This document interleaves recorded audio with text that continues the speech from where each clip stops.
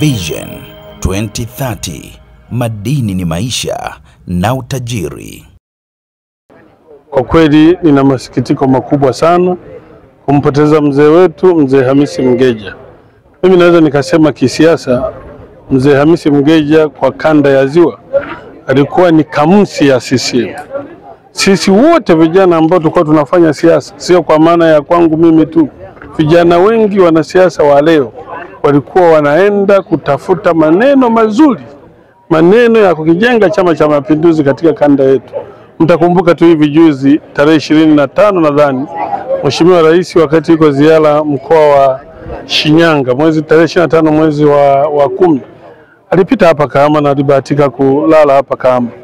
Lakini mzee Mgeja alikutana na vijana mawaziri wote, walikuja kukopa misamiati, walikuja kukopa maneno ya CCM ya kwenda kufanyia kazi.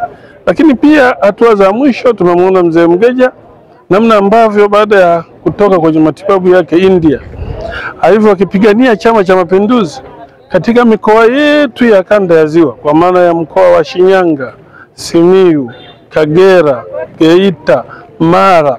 Mheshimiwa mzee Mgeja alifanikiwa kuzunguka na mgombea wa urais Daktari Samia Suluhu Hassan, na pengine ndio maana naona kanda yetu hii, mikoa yetu kwa mwaka huu kura zimekuwa nyingi sana za Chama cha Mapinduzi.